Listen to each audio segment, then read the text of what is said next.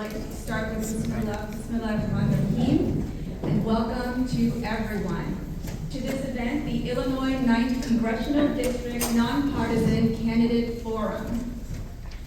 Thank you so much for joining us for this very important candidate forum.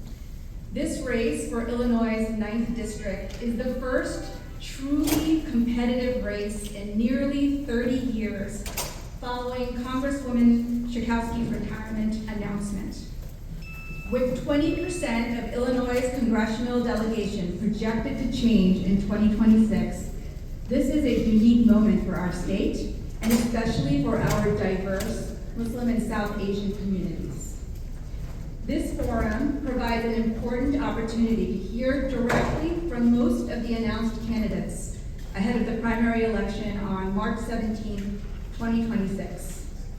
As members of our vibrant Muslim and South Asian and diverse communities, your civic engagement, whether through voting, advocacy, staying informed, or volunteering, plays a vital role in shaping the future of this district. Civic engagement is about making sure our voices and values are heard and represented. Your participation today and in the upcoming elections is essential in building a more inclusive, equitable district where everyone's voices count. So thank you for being here and for your commitment to our shared future. I'd like to extend a thank you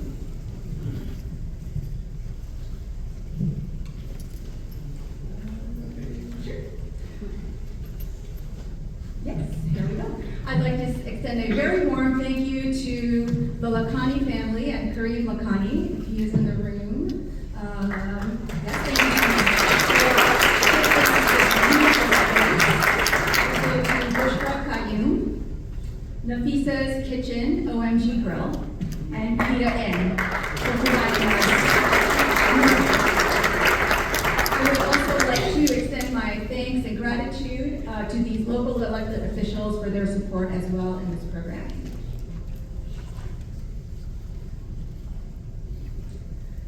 Also, we would like to highlight and extend our gratitude to our program sponsors, Muslim Civic Coalition Activate, South Asian American Coalition to Renew Democracy Acts, Sacred, Glenbrook Muslim Civic Association. If their spokespersons can come up and take a moment to briefly give us a description of their organizations and their support today. Good afternoon. Assalamu alaikum. And may peace be with you all. The Muslim Civic Coalition Activate is part of a C3-C4 partnership. What does that mean? The Muslim Civic Coalition, or C3, ensures there are education opportunities and voter turnout. Our C4, the Activate, endorses. Our C3 asks our constituents, what do you care about? What are the issues we should be fighting for? We build bills, we get sponsors, and then our C4 lobbies for them. Our C3 prepares leaders to be civic and political leaders of our times. And our C4 trains some of them to become candidates. And that's the work between our two partnerships. Today is very exciting in Illinois 9 because, as Dr. Sylvia said, absolutely, after several decades, we have an open election, and Congresswoman Jan Schakowsky has served us well, and we thank her for her service. But look at the dice. This is the win already. When there was an open seat, every faith, every race, and every community stepped up to become the elected official that will represent us. Will you please just give them a hand for the courage that they represent?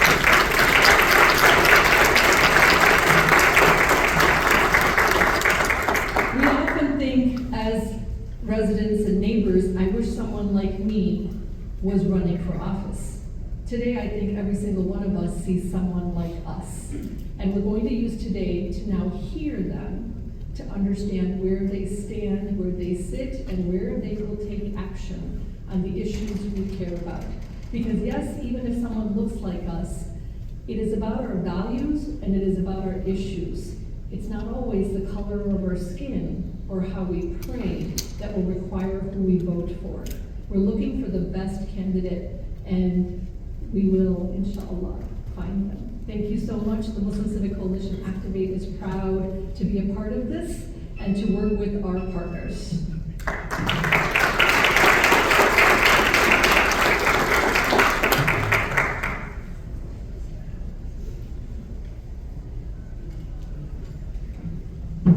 Good afternoon, friends. My name is Pushkar Sharma. I'm a proud resident of the Illinois 9th District and have been for most of my life. It's an honor to be here today with all of the candidates as well as all our friends in the audience.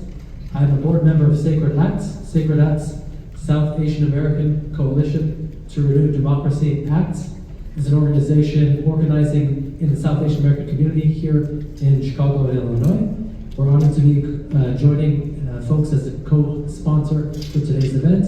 We look forward to hearing from our candidates and happy to speak with any friends in the audience to talk more about our organization afterwards. Thank you.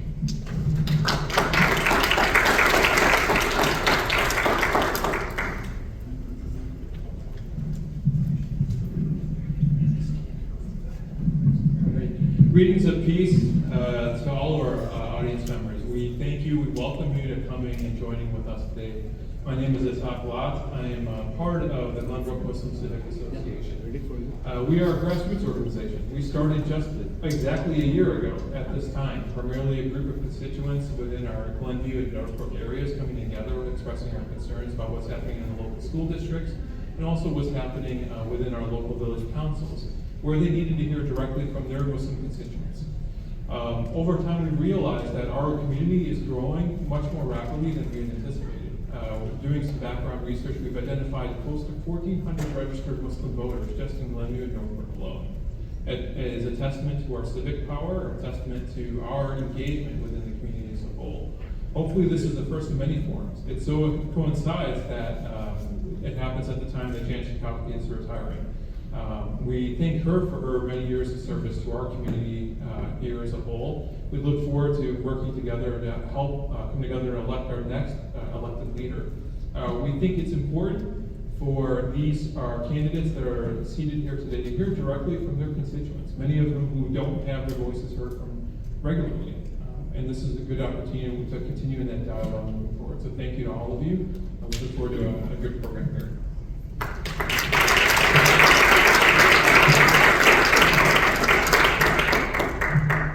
We do just a quick outline for everybody with our district. Just some background statistics that we wanted to share. This is data as of 2023, and I think it's important for us to share that even in the last 2 years since this data was first published, that this data has continued to evolve. This district is really diverse. Over 750,000 registered voters. You see the demographic splits listed there. But it's much more diverse than what many people would anticipate just by looking at the map. And you see that as you drive around the district, as you meet and converse with our constituents here.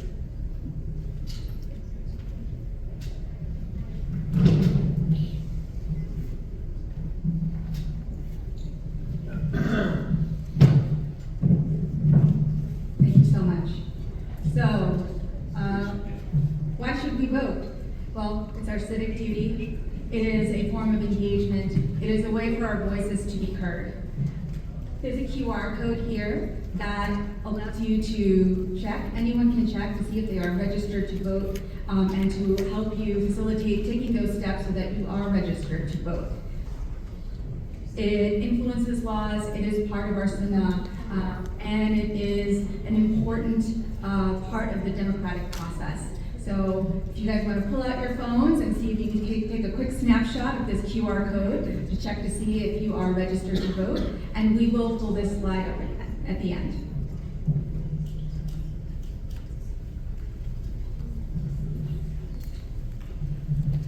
So the format for this forum, first I'd like to make sure that you know who your moderators are today. So it will be I, myself, my name is Sobia Ansari. I am an associate professor of emergency medicine at Rush University Medical Center. I'm also a clinician educator at the Rush Medical College.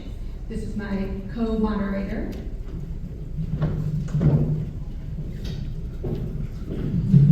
Assalamu alaikum and greetings of peace to everyone. Just a brief introduction to myself. My name is Arshia Wajid, and my background is in public health and business. Professionally, I've worked at a number of healthcare systems in Chicago, Northwestern, Rush, Advocate Health, and in terms of my civic engagement work, about 21 years ago, I started a national nonprofit organization called American Muslim Health Professionals with the goal of advocating for underserved communities, focusing on mental health and professional development. Nice to be here. So in a few moments, candidates, we will give you an opportunity, about 90 seconds, to introduce yourselves and to say a few words to the audience. We will then provide you with candidate-specific questions for which you will be provided a certain amount of time to answer. And then we'll ask some general questions as long as we have time. And then we have a speed round, which will hopefully be kind of exciting. We'll see kind of where we land with that. And then we'll have some closing remarks. Housekeeping for our audience, if you can just have your phones on silent. Asr prayer will be at the end of the program, and we will provide you with additional details for that. And yes, thank you.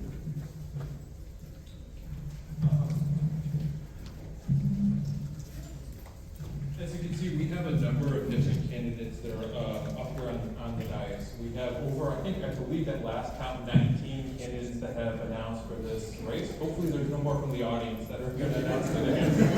It's full. We took a fair amount of time drafting candidate-specific questions. So we want to give everyone some context or idea as to how the amount of time and effort that we put into this in an effort to represent our community's voices. We'll invite each of the candidates here in a second to make their introductions. For candidate Laura Fine, we invited her to participate. Her son is getting married today, so we congratulate her on her special We did invite her to submit a video submission for which they had initially accepted. We sent the questions to her. We ended up not receiving a response. In transparency, we do want to share with the community what those questions were. It may be a little bit difficult to read from where we are, so I'll just read them out really briefly. The first question is, as I think many of you probably are aware, her first interview after announcing for her candidacy was the Jewish Insider, where she announced that she wanted to be more pro-Israel. This is at the time, or in the middle of the Gaza conflict, for which many of us have strong opinions about here in the room. The first question for her, which was, do you believe that constituents should be free to organize and speak out without fear? If elected, what specific actions will you take to protect free speech and assembly rights for those that protest, whether against the President of the United States, against ICE raids, or the war in Palestine? The second question is, your potential predecessor, Jan Schakowsky, signed on to the Block the Bombs Act, which would restrict arms shipments to Israel. If elected, would you co-sponsor similar legislation that conditions U.S. military aid to comply with the Leahy Act, even as it applies to historical allies such as Israel? Yes or no, and why? The third question is, a growing number of Democratic leaders, including Democratic officials, thought leaders, have stated that no Democrat running in 2026 or 2028 should accept funding from AIPAC. Reports show AIPAC and its affiliated political action groups have raised or bundled funds for candidates in this district, in this race. Would you accept their donations? We did not receive a response to either of these questions, so we wanted to share that in transparency with our audience here today. So with that, we'll turn it over to our audience, our candidates here on the day. So if you want to go in order, let me get it. It's fun having your last name start with A-B, your first for everything. Hi, I'm Kat Abu Ghazaleh. I'm not a career politician. I'm a researcher and journalist that covers the far right. My work has helped educate millions on far right misinformation and narratives and helped de-radicalize thousands who were already leaning farther right. My work actually contributed to Tucker Carlson getting fired from Fox News and triggered Elon Musk into deposing me in Chicago. Part of why I'm running is our leaders are failing us, and I believe that things can be better. There is not only an illiteracy in the moment that we're in new media among our leaders, but also an understanding the threat that Trump and the MAGA movement poses. All the people I used to cover now run our country. And I don't only have a track record of fighting them, I have a track record of winning. I also think that our leaders are failing us in their values. We have become a party, the Democratic Party has become a party that is reliant on corporate PAC donations, billionaires, and Republican-funded PACs like AIPAC. My campaign does not take a cent from any of those groups, but also our basic values are under attack to satisfy those powers. I believe that housing, groceries, and healthcare are a human right, and they make more economic sense than padding the profits for pharmaceutical companies and billionaires. I also believe that we need to take a stand against ICE, a stand against anti-free speech actions by this administration, and to stand with the people in the working class and unions over people like Elon Musk. Finally, I think our leaders have been failing us in their approach. It's all words and no action. I don't think that positive change is something you should dangle like a carrot before Election Day, and I don't think that if you don't have the House or Senate, you should just throw up your hands and give up. So for my part in our campaign, we use our campaign office in Rogers Park as a mutual aid hub. Anyone can come and Thank get you, what they Kat, need. that's time. That's time? Yes. Look forward to talking more. Is there like an orange paper we're looking at? Because I'll go over two otherwise. Yeah. Okay, sounds good. Hello, assalamu alaikum everyone. Thank you all so much for being here today on Saturday. My name is Bushra Amiwala, and I serve on the Board of Education for Skokie School District 73.5.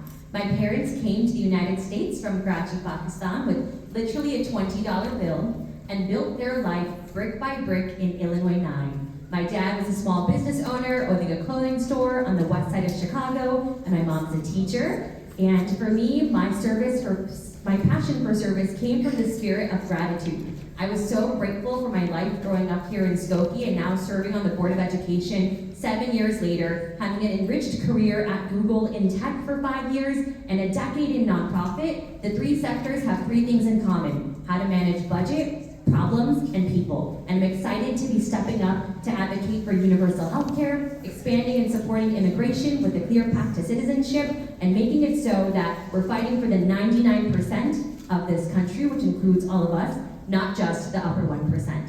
Thank you.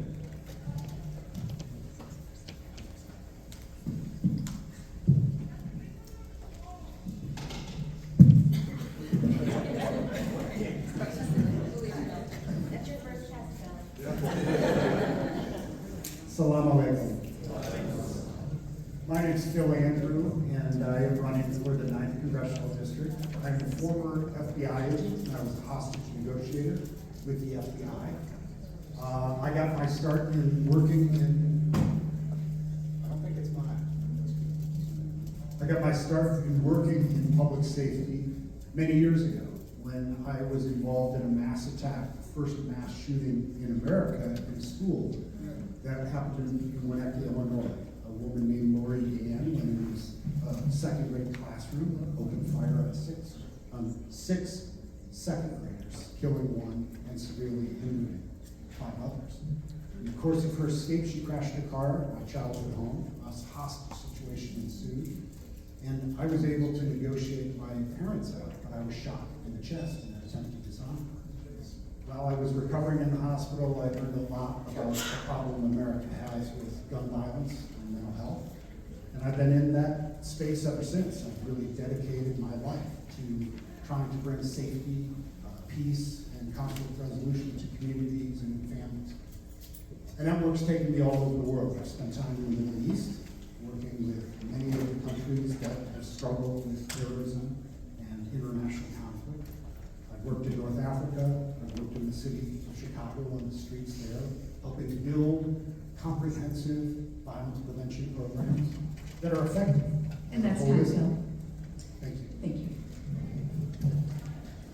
Good afternoon. My name is Daniel Biss. I have the honor of serving as mayor of Evanston.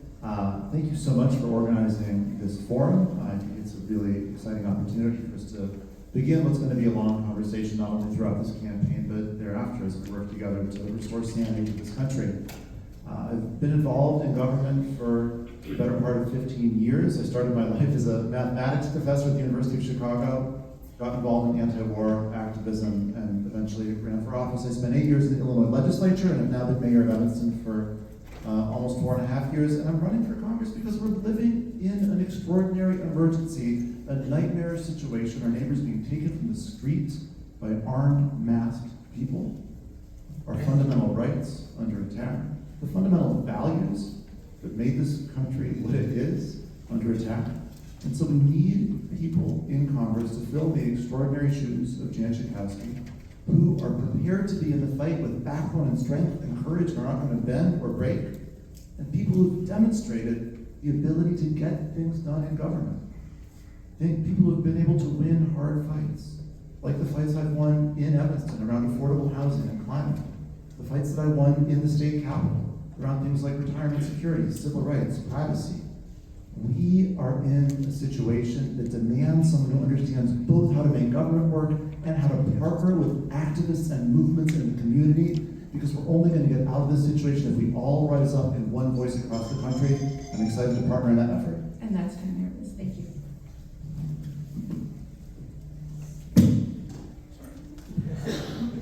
Hello, my name is Justin Ford, and I like to tell people I'm not a politician, I'm a public health professional. I'm getting involved in politics because I believe that Democrats need to start focusing on working class issues again. Unions built this country. Unions gave us things like Social Security and workers' comp, and we need to go back to supporting the working families of this country.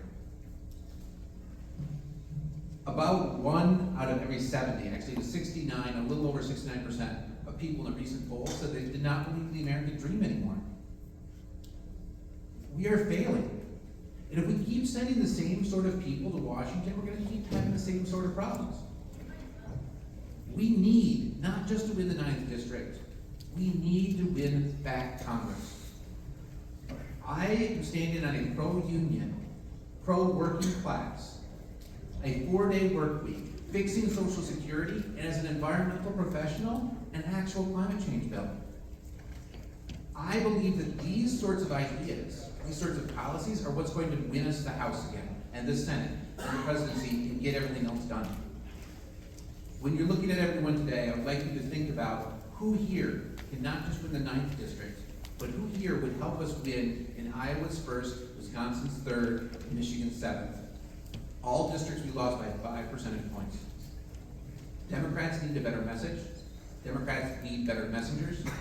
And the Illinois 9th needs a fighter that's going to fight for you and help us win back the House. Hello, everybody. Thank you for having us here today. My name is Joan Enrique, and I am running for Congress. I am a mother of 3 beautiful children, and I am also a labor organizer. I'm also a former school board member for District 219. One of the things that I learned as a District 219 board member is that we do like to talk about our diversity a lot, and that's really important. But when we just talk about our diversity and we don't strive for justice for those who make up that diversity, that's exploitation. And that's something that I think we've seen far too much of.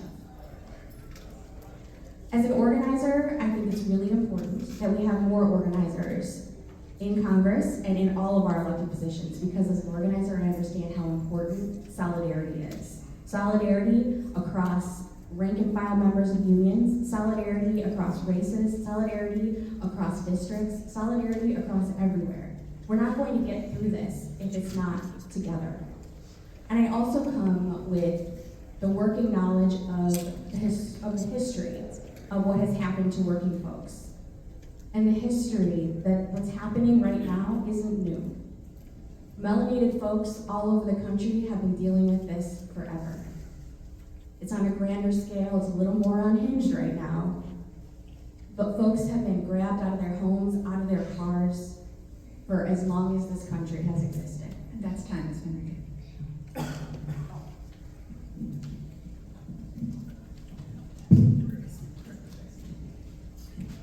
afternoon, everyone. My name is Sam Poland. I grew up here in the 9th District. I was born and raised here in the 9th District. My parents ran a business here in Skokie for over 30 years. I'm a graduate of New Trier High School, and I studied political science in college before joining the United States Army, where I served for 9 years. 5 of those years I served as Army Special Operations, and I've deployed 3 times.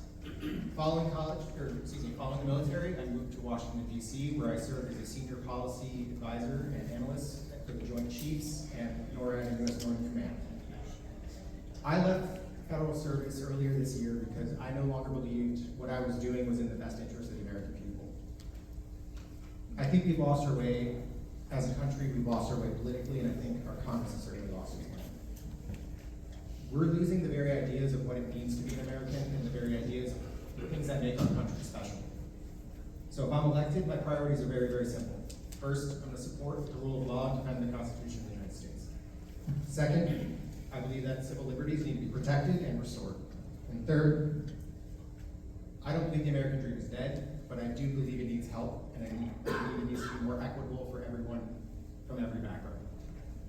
So my promise to you, if I'm elected, you'll have someone who's dedicated to principled service, someone who will always fight for and do the right things because they're right, and someone who, no matter what happens, will always defend the people who cannot defend themselves. Thank you. Before my next candidate speaks, can I just trouble the audience? We have many folks outside who would also like to take a seat. If everyone can just move one seat over to the right. If you do see an empty space next to you, we greatly appreciate it. We'd like to make room for everyone so everyone gets to hear these fantastic candidates speak today. Thank you so much.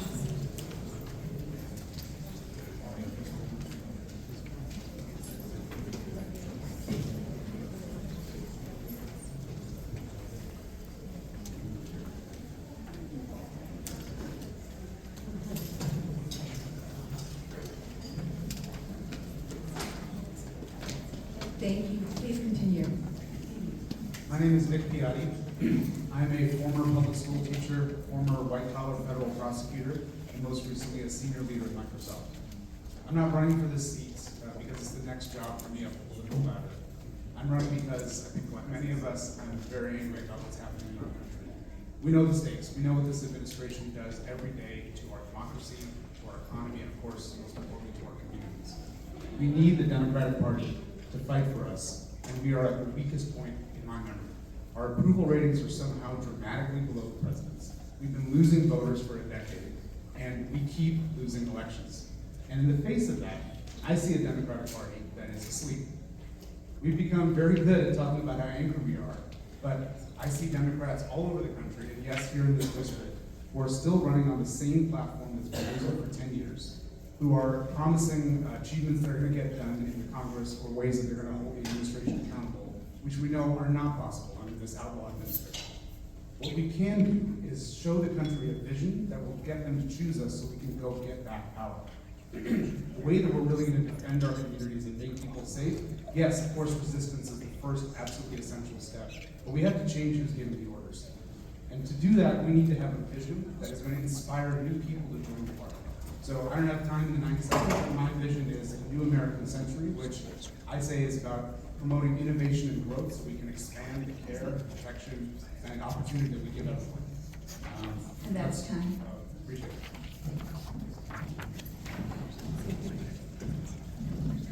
Hello, everybody. My name is Howard Rosenblum, and you can see that I am deaf and using sign language. So if you like what I'm saying, you can go ahead and clap like this with your hands in the air like that. And if you don't like what I'm saying, you can just go ahead and boo me because I'm not going to hear you anyway. I am running because I am a lawyer with 33 years of experience, and I have been fighting for the civil rights of the most marginalized people with disabilities, and I want to fight for human rights as well. Right now, our community is under threat. We are having unconstitutional, not due process events happening within our country, and I have worked on systemic change. I have gone after big names, including Netflix. Of course, for them to put the captioning on all of their streaming videos. I've also gone after Harvard and MIT, making sure that their website was accessible as well. And I'm most proud of the fact that we were able to sue President Trump. And this is his sign, in case you were wondering how it's not named Trump. We sued President Trump and we won. We forced them to provide sign language interpreters for the deaf community during the COVID press conferences. And that was the first ever lawsuit against the sitting presidents for civil rights. And I want to bring that fight here with all of us to Congress to make sure that we all have the freedom to say whatever we'd like to say. That is time.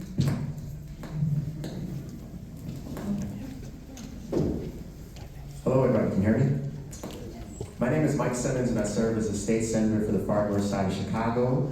And in 2021, I became the first Ethiopian American and the first LGBTQ person to ever serve in the Illinois Senate, where in 4 years I've passed 50 bills into law, including the new child tax credit, including championing legislation that translates government websites and services into 24 languages that reflect our communities, and so much more. And before that, I worked at the Obama Foundation, where I worked with the My Brother's Keeper program to remove opportunity gaps for young men of color and help to make those programs more relevant to the diverse multi-ethnic communities that we have across this area. I'm running for Congress because I know how to get things done. In the Illinois Senate, while I may not look like your typical member of Congress, I've been able to pass 50 bills into law, but I've also really shaken it up. I'm not somebody that's afraid to push back against people in power, such as the Speaker of the House or the President of the Illinois Senate, if they're wrong. And right now, too many Democrats have sat on their hands and have failed our communities. So I'm running for Congress to be a part of a new generation. My dad was an immigrant from Ethiopia, the first person born on American soil, and proud to reflect proudly on all immigrants and refugee communities. And if you send me to Congress, I promise I will shake things up and we will get things done. Thank you. Thank you. So before we start with our next segment of the program, which is basically Sylvia and I will ask a series of questions to each candidate. There'll be separate questions, and you'll have 60 seconds to respond to that. So we'll start with that, but before we do that, just quickly want to mention and put a disclaimer out there. Both Sylvia and I do not live in this district. We have no conflict of interest, and this is a bipartisan forum. So I'll start, and I'll start with Kat. So question to you is, understanding budgets and appropriation of funds is a large part of the job of being a congressperson or any elected official. Some voters question your ability to successfully take on that role because you have not held office or served in similar capacity. How will you translate your past experiences in media or otherwise into the work of appropriating funds to support your policy priorities for the constituents of Illinois? When career politicians were the answer to everything, then there wouldn't be anything wrong in our country. We have a very diverse country, and I think that our representation should reflect that, not just in race or religion or even age, but also in backgrounds. And I am not a career politician. Additionally, progressive policies make financial sense, but you have to start at the first level of what you're doing during your campaign, of how you're supported. I surround myself with a team that is extremely competent in whatever they are representing, and I plan to do that in Congress as well. But I also think that we need to have representatives that are not beholden to higher financial interests. I will do everything in my power to make sure that our office is as accessible as possible, to make sure that we understand what is happening, what voters want to see financially. But having that experiences aren't just what you're doing as a job promotion when you're winning elected office. It means listening to people.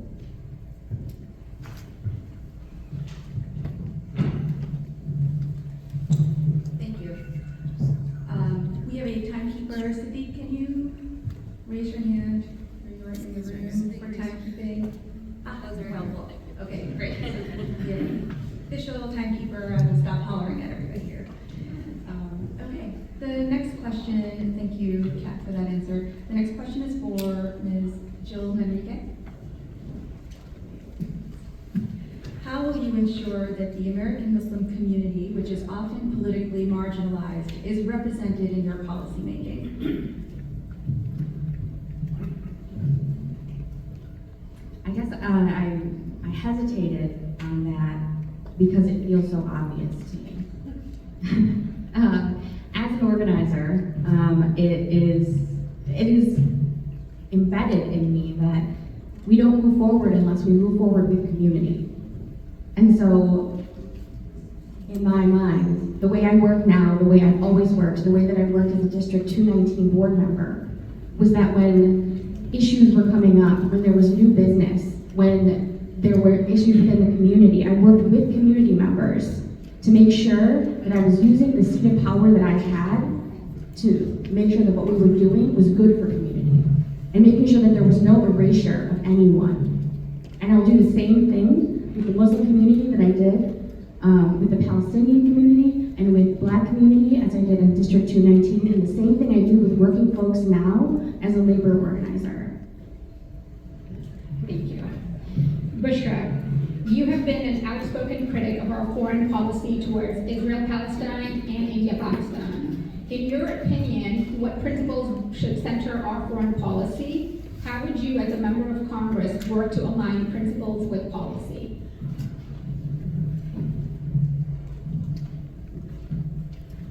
I would focus on humane foreign policy. It's called bringing us back to the basics, and any country that's in violation of Leahy law or gross humanitarian law should be held to the same utmost standard, whether it's between India and Pakistan, between Israel and Palestine, between Ukraine and Russia, and that is the litmus test of our generation. It's as simple as that. Humane foreign policy is at the center to make sure special interest groups aren't buying our perspectives. We don't have foreign lobbyist groups that are not registered and disclosing as who and what they actually are. And it's making sure that I'm a free agent that's not beholden to any of these groups, people, and organization. And that means I will lead with principled leadership because I don't owe any of these people anything. Thank you.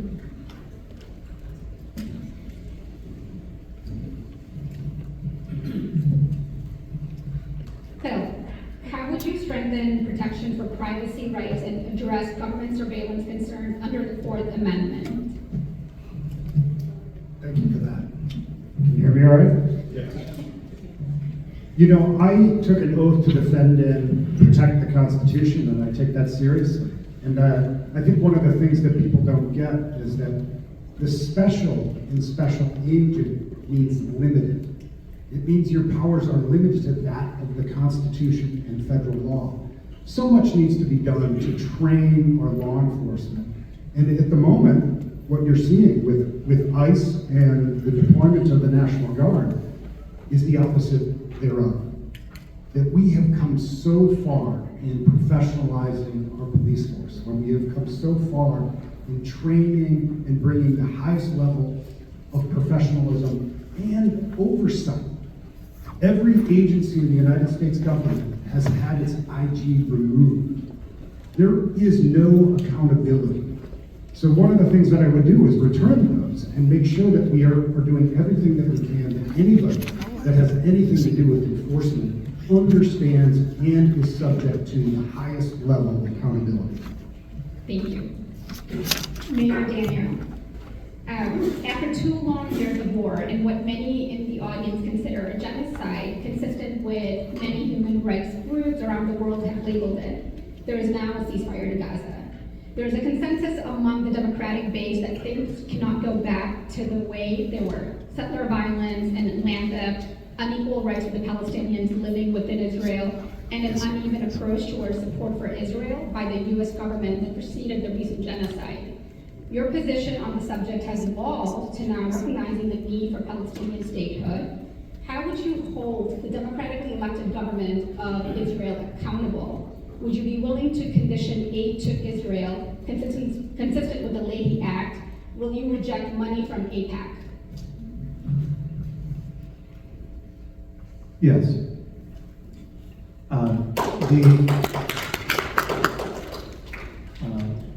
Thank God that we seem to be in a situation of a ceasefire and return of the hostages far too late. I think we all know that this doesn't mean we have a permanent peace, but at least it is hopefully a step toward that.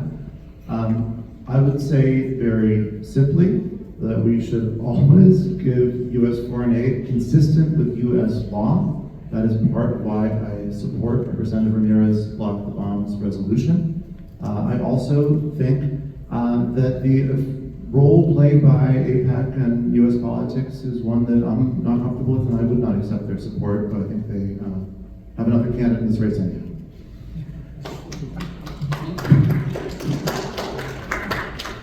Justin, your main policy issue is the adoption of the 4-day work week as a standard. This would affect many small business owners deeply in this district. Paying workers the same to work less means more workers need to be hired to complete the same amount of work.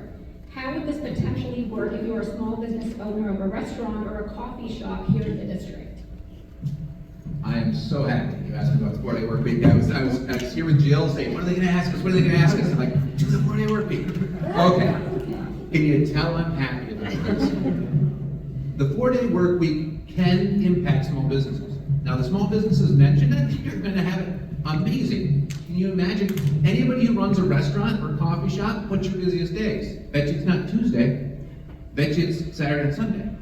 Now we have Friday, Saturday, Sunday. For the Muslims in the community, having Friday off would be kind of nice. Right? I think that would be fair. I think that we can support that, and if America doesn't, maybe the rest of the world will, right? It makes people more productive. It makes people better off. It gives more profitability. This is a win-win. We've seen that it works, and we can continue to see when it works. I have a plan on my website. You can see what I want to do for small businesses to bridge that gap when we first start, because there is a time to figure that out too. Thanks, Stu.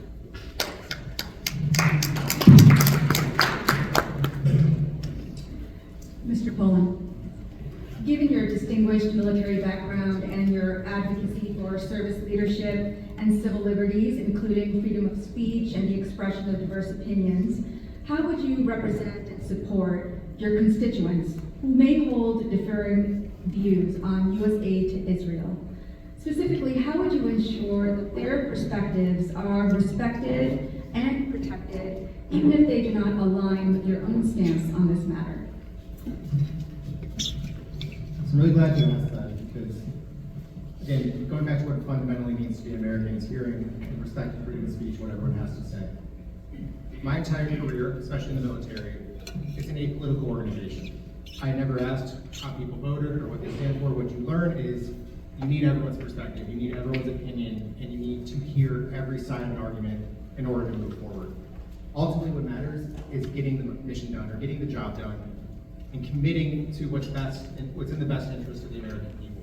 So if people defer from me, that's perfectly fine. I'm more than willing to hear people out, and I'm more than willing to change my mind if there are credible arguments that need to be heard. We can't be so closed-minded that we turn off every other opinion that differs from how we see things, because we'll never get anything done. And that's what you're seeing in Washington right now, is everyone is voting along party lines on every single issue, and we are stuck. The government is shut down, and nothing is moving. Thank you. Mr. Piatti?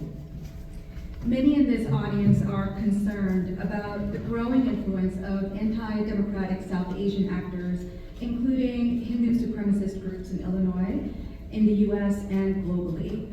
Two local examples. First, a group in Illinois' 8th District, the Republican Hindu Coalition, named extremist Steve Bannon as co-chair in 2019 while hosting him in Illinois.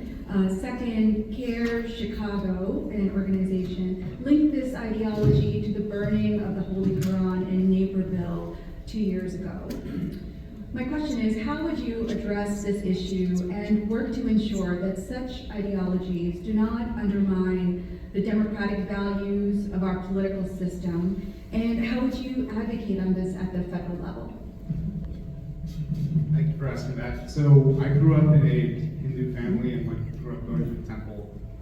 But I would say that as my family thinks about our experience, it's less about specifically the Hindu experience and more about the immigrant experience, the South Asian experience. That is where my solidarity with my community is, where my family's solidarity is. I have no interest in Hindu nationalism or in any kind of discrimination, whether it's happening in India or happening in our community here. I think, like any of the candidates on this stage, I would be a fierce advocate for civil rights protections and prosecution of anyone who is committing acts of hate against someone someone else in the community. And whether or not they're Hindu really does not matter to me in enforcing that.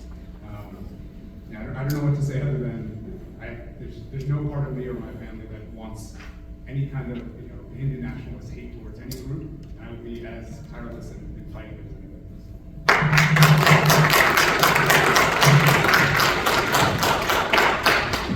Thank you.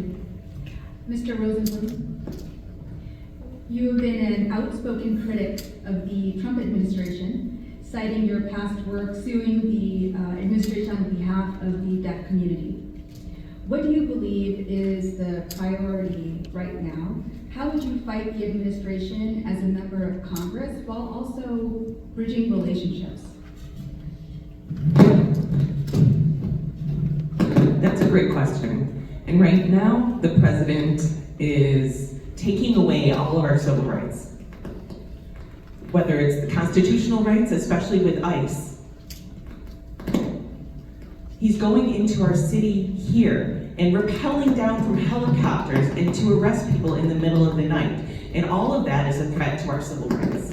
We must make sure that the administration is held accountable and that each part, including ICE, is also held accountable in court for their violations of our constitutional rights, including their failure to get warrants, their failure to follow due process, their failure to respect our rights in any area.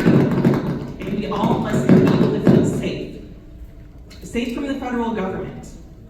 We must feel safe as Americans, and we must feel safe to be here, whether we're citizens or not. Thank you. State Senator Simmons, you've called housing a human right. Many constituents in this district know the pain of rising rent prices all too well. What's the single strongest federal policy you'll push to bring housing costs down in this district? And what measurable result will you commit to delivering in the next 2 years?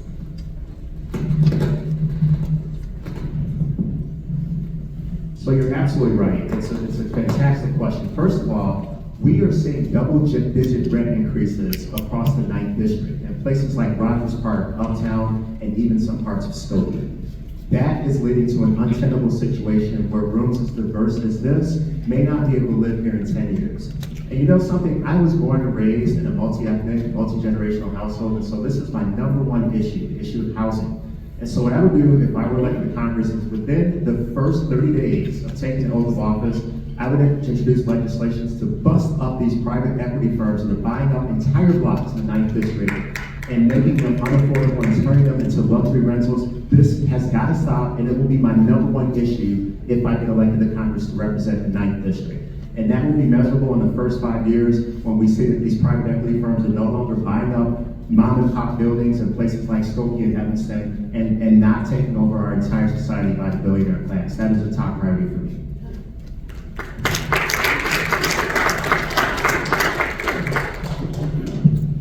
Okay, so we're going to move on to the next part of our program, which will be just a general question that's going to be asked for all the candidates to respond to. So you will have 30 seconds to respond to this. Okay. So the question that I'll ask, the first one that we'll start off with is, what is your vision for improving healthcare access and affordability?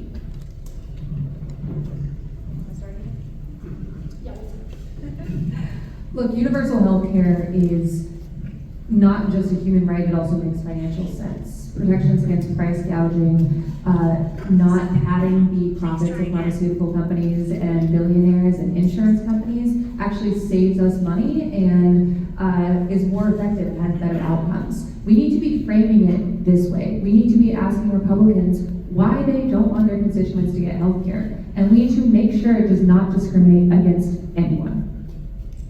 I'm sorry, it's 60 seconds, so a minute each. Cool. Going first is so much fun, y'all.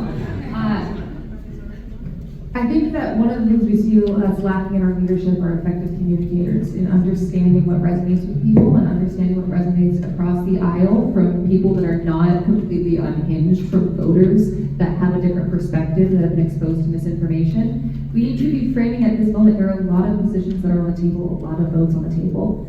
You deserve this. We deserve this. Whether you vote or not, who you're voting for, you deserve and your family deserves to have health care. And we can't compromise on that.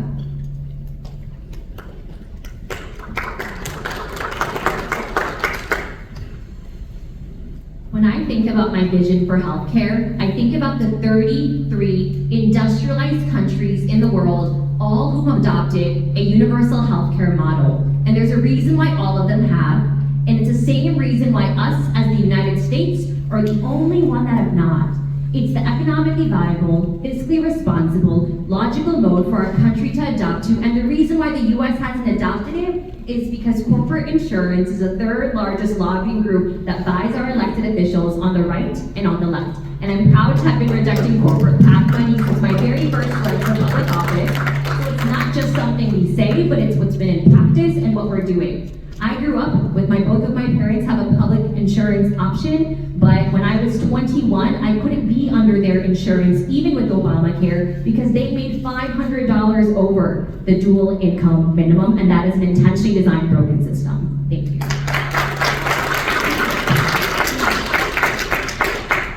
Thank you. When I think of healthcare, I think of it as much of a security and safety issue as many of the other issues. And as it relates to our economy, the weight that it puts on families, on communities, not having access to affordable and universal health care and quality health care, that we would have such variations in outcomes in different neighborhoods, in different zip codes, in different areas of our country is outrageous, given the wealth and the prestige of this country, that we don't lead with the idea that everyone should have access to health care that is affordable and that is quality. And until we figure that and childcare and safety, physical safety in our communities, it's going to plague us, and it's always going to be an economic weight on our economy and our workforce.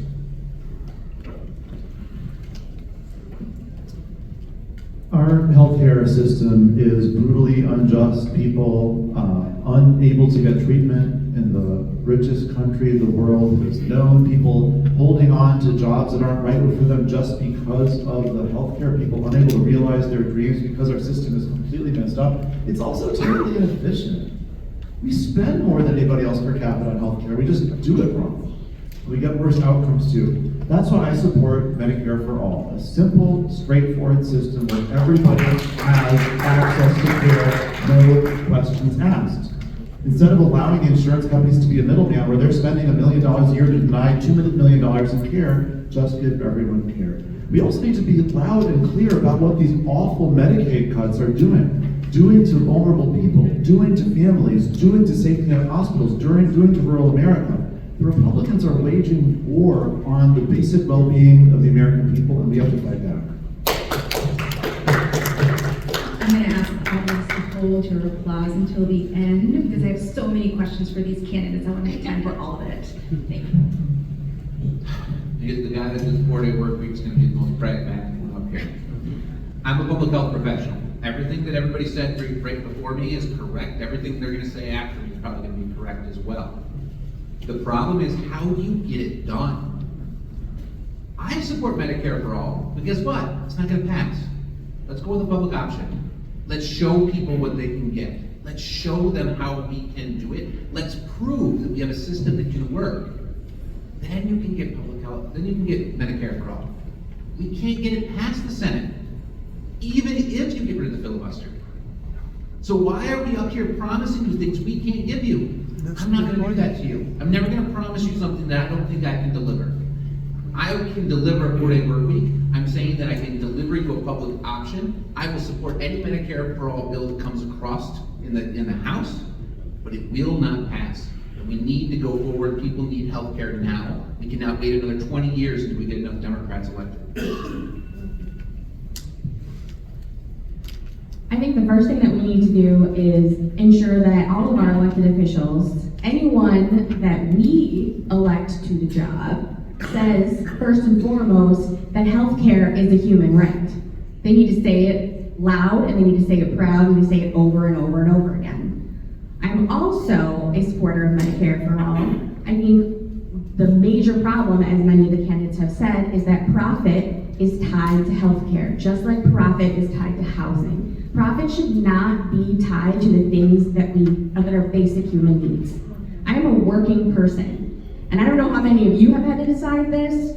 I'm sure you have, but having to decide whether or not to call the ambulance because you know how expensive that bill is going to be, or having to decide whether or not you're going to look the receptionist in the eye at the doctor's office because they're going to remind you what your bill is gaining up to be, that's my life. So I get it. I understand the weight of medical debt on working people, and I will fight for us.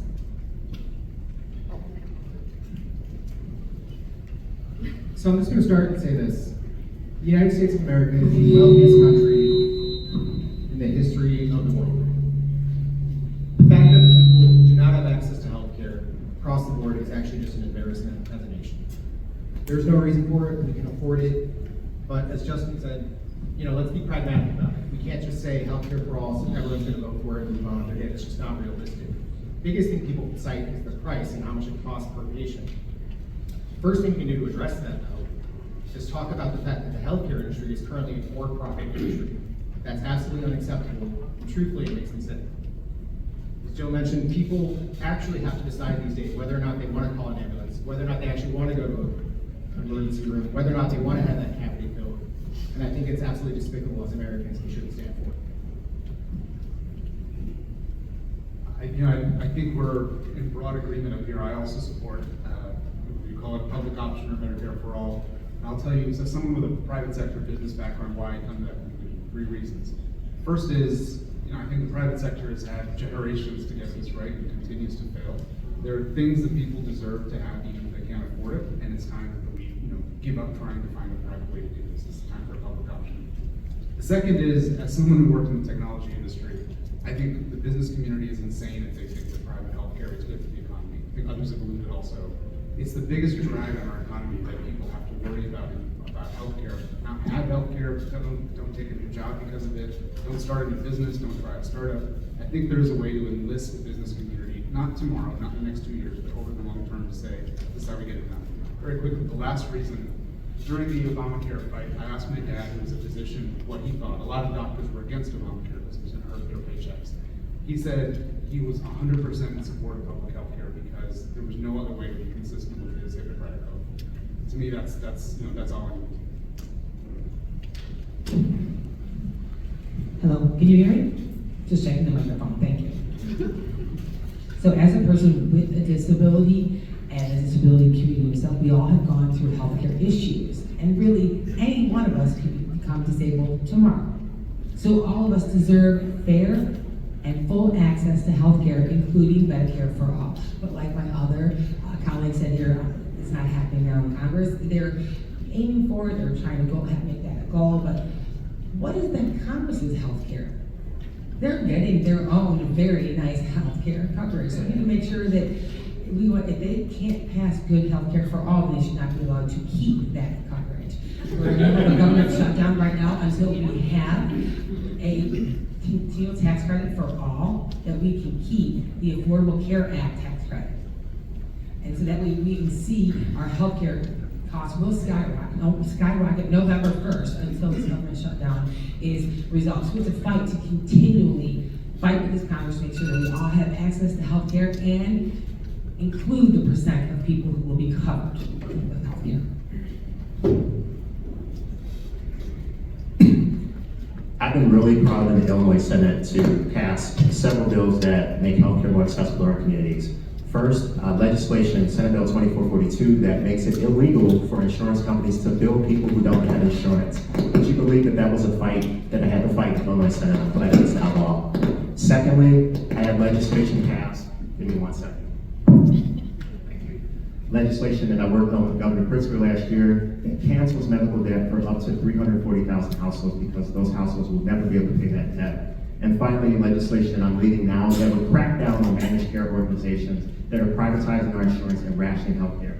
I support Medicare for all, and I'm going to bring the passion and the political courage to work on this issue in Congress.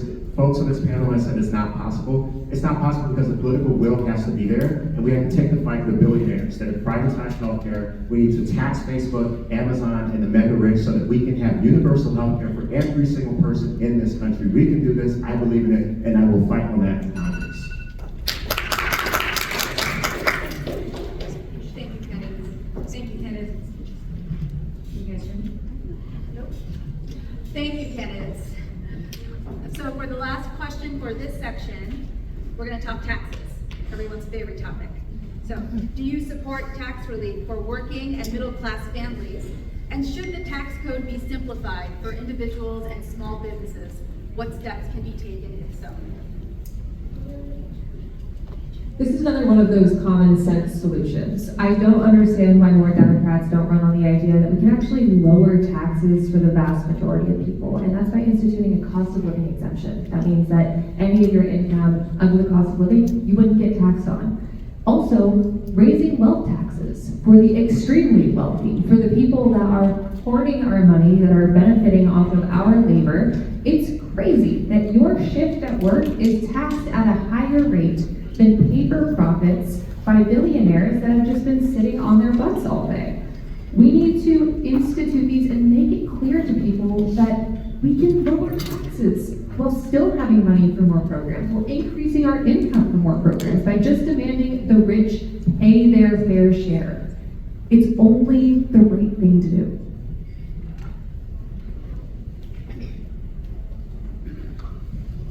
So just to claim what the tax code currently looks like, if you're a double income married filing jointly family and you make $600,000 a year, you pay 35% in taxes. If you make $700,000 and up being no ceiling, you pay 37% in taxes. That is it. $700,000 for context is the median income that people in Glenview earn right now. That is a broken system. There is no other threshold before that, and to jump just $100,000 in income for a family of two, right? If you have two kids into that mix, that is intentionally not kept up with the cost of inflation, yet for some reason, billionaires and corporations are not paying what they can and should. If I was a billionaire, for context, and I had a $5 bill in my pocket, that's $500,000 in my pocket right now. Demanding billionaires pay their fair share is something that we all can and should rally around and behind. Yes and yes, we need a simpler and fairer tax code. I run a small business. My small business is PAX Group, and I don't know if there's anybody that know what PAX means. It's peace. We have a team of about 22 people around the country and some that are around the globe that work on conflict resolution and help small and large organizations navigate difficult circumstances. It is very complex on how to manage and grow a small business today. And the tax code needs to be simplified. The amount of oversight, the amount of administrative burden on small businesses, but the tax code has to be simplified and we have to make it much more fair. Even Warren Buffett himself dares us in each one of his annual reports to tax his company more. Yeah, our tax system is unfair, it makes no sense, and it is, I love the question, it really is outrageously overcomplicated, and that complexity is another tool to make it more unfair, because who is best at manipulating that system? By the way, here's a little fun detail. Do you know that the reason that individuals have such complicated taxes to do is in part because the tax preparers lobby is powerful in Washington, and they keep on making simplifications impossible to pass? So we have to fight back on all of this. We have to fight for a tax system that's as fair as possible. I recently vetoed the grocery tax in Evanston because I'm tired of a system where we continue to tax working people in the most regressive way possible instead of taxing the wealthy. I support a wealth tax, I support much higher taxes on the largest, richest corporations. I support rolling back the corrupt loopholes, like, for example, the carried interest loophole that allows the richest people in the history of the world to legally but dishonestly mischaracterize their labor income as investment income to take some unethical tax cut. We've got to clean the whole thing up and actually build a tax system that works for working people. Hey, I figured out the mute button works. The tax system is unfair. We all know it. We all see it. What's important is your values you bring into this. And I think that many people have said it. I'm going to say it a little bit more concisely. I believe in taxing wealth, not work. You work hard for your money. Most people here work hard. And yet, most of the wealth is at the very top. And they pay zero taxes, or almost nothing in taxes. If we're going to go after wealth, it's going to be difficult. They're very good at hiding their money, and you need to have somebody who's going to be laser focused, knowing that you're going to save money for the working people by making the very, very, very richest, billionaires and multimillionaires, pay their fair share. But to do that, we're going to need to dramatically change the tax system. More than just simplifying it for us, we're going to have to come up with ways to go after assets. I mean, we need to tax the rich. It's a period, but I'll go on. As many of the other candidates have said, this tax system that we have now is regressive, and that's clearly by design. When new improvements to the tax code come through, they are intentionally meant to confuse us. Anybody out there let your taxes go on TurboTax and then sit in fear that someone's going to come get you because you did it wrong? I do though. Because it's made that way. It's made for us not to understand, so we just go through with it. The same is true in my business. I have to hire someone who can help me figure this out, who can help me get through it. And that's just not okay. And that's a system made by design, made by the same folks, the same corrupt folks who are getting paid by the lobbyists in order to keep it that way, in order to keep us down. But that's not what we're going to do. If I'm elected, we will go in and we'll make this a system for the people. So I don't think many of us are going to disagree here about two things. One, the tax code is way too complicated, and two, we need to tax wealthy people more. I think that's a given with everybody up here on stage, but I think really the way to make a difference with it is addressing several of the issues, which is closing some of the complicated tax loopholes that are available to the super wealthy with their professional accounting firms, and basically the people knowing how to manipulate the system. Simplifying the tax code will go a long way, but I also think it's worth considering exploring alternative revenue sources for the country and the state. And that's ideas like looking at increased luxury taxes or taxes on other goods that are not required for your everyday life, which is something that you want to go out and get, and that's your decision to make, and you can pay those taxes accordingly. Because right now, the wealthy are not paying enough taxes, and working class people are hurting way too much to be taxed the way that they are.